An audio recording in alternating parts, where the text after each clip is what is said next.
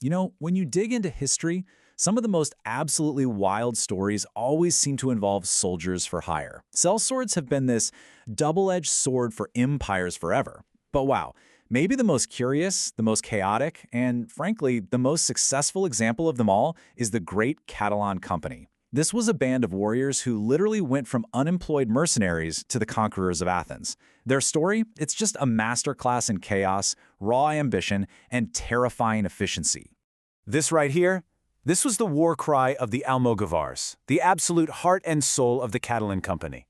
Just try to imagine hearing that screamed from the darkness while you see sparks just flying off of swords. I mean, it was pure psychological warfare, and it was devastatingly effective. But who exactly were these guys? So the Almogavars were basically the special forces of their day.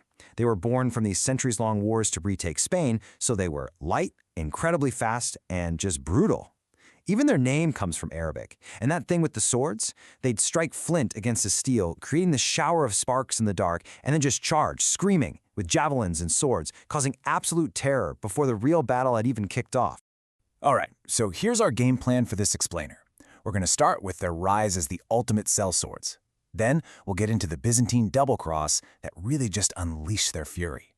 We'll see how they became the conquerors of Athens, their, let's say, chaotic attempt at building a kingdom, and finally, the sunset of their brutal, brutal reign. Okay, so our story kicks off in the early 14th century, and the Mediterranean at this time is just a geopolitical mess. You've got the Catholic powers like Aragon and Venice, the really struggling Orthodox Byzantine Empire over in Greece and Turkey, and then these rising Turkic beyliks, small Turkish states popping up all over. The whole region was a powder keg, and well, the Catalan Company was about to light the fuse. So what made them so dominant? Well, it came down to a simple but pretty revolutionary idea. While all their enemies were fielding these slow, heavy knights, the Catalans were all about light infantry. They used speed, surprise, and totally asymmetrical tactics to just demolish forces that vastly outnumbered them. You see, they didn't play by the rules, and that's what made them almost impossible to beat. And this right here, this is the crucial moment. A big war in Sicily just ended, which meant thousands of these elite, battle-hardened soldiers were suddenly out of a job. Now, an army of unemployed, highly skilled killers is a major problem for any kingdom. But for one guy, a cunning ex-pirate named Roger de Flor, it was the opportunity of a lifetime. He organized them into the Great Catalan Company and went looking for a paying gig. And boy, did he find one. The Byzantine Emperor, Andronicus II, was absolutely desperate. His empire was crumbling. Turkic forces were pushing deeper and deeper into his lands. He needed the best fighters money could buy. And so in 1303, the Catalan Company arrived in Constantinople, ready for a new war. So, the Catalans didn't exactly ease into things. Their leader, Roger de Flor, he's immediately made a general and even marries the emperor's niece. This, of course, infuriated the rival Genoese mercenaries who were already in the city, and a bloody street war just erupted. The Catalans slaughtered 3,000 of them. After that, you can bet the emperor was pretty eager to get these violent new allies out of his capital and onto the actual front lines. And on the battlefield, they were an absolute buzzsaw. Through 1303 and 1304, they just racked up victory after victory against the Turks, pushing them back, securing territory. But here's the twist. They were just as brutal to their supposed allies. They pillaged Byzantine towns all along the way, and the local Greeks came to see them as even worse than the Turks. Their success was breeding some deep resentment inside the empire. Which leads to the really obvious question, right? If they were winning all the battles, why on earth would the Byzantines betray them? Well, it all came down to fear and jealousy. The Catalans were just too successful, too powerful, and way too independent. The emperor's own son, Michael IX, he didn't see them as saviors. He saw them as a threat that had to be eliminated. And the betrayal was as cinematic as it was bloody. Roger de Flor and over 1,000 of his top men were invited to a banquet, only to be ambushed and massacred by other mercenaries on the emperor's payroll. At the very same time, mobs back in Constantinople hunted down and killed any Catalans they could find. The Byzantines thought they'd solved their problem. In reality, they'd just unleashed hell. The surviving members of the company were, as you can imagine, enraged. What followed became known as the Catalan Vengeance. For 2 straight years, they went on this brutal rampage across Byzantine lands, burning, looting, and killing literally everything in their path. They weren't fighting for an empire anymore. Now, They were just fighting for revenge. But this whole period was also one of intense chaos inside the company itself. Without their charismatic leader, they just burned through a rapid succession of commanders. I mean, there were power struggles, betrayals, guys getting deposed. They were a completely rudderless war machine, until a new leader, Roger Dessler, finally managed to steer themselves into Greece. And of course, their reputation preceded them. Soon enough, they found new work with Walter V, the French Duke of Athens. He hired them to crush his enemies, which they did, perfectly.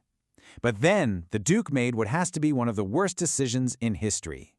He refused to pay them. He refused to pay the most dangerous, most famously vengeful mercenary company in the entire world.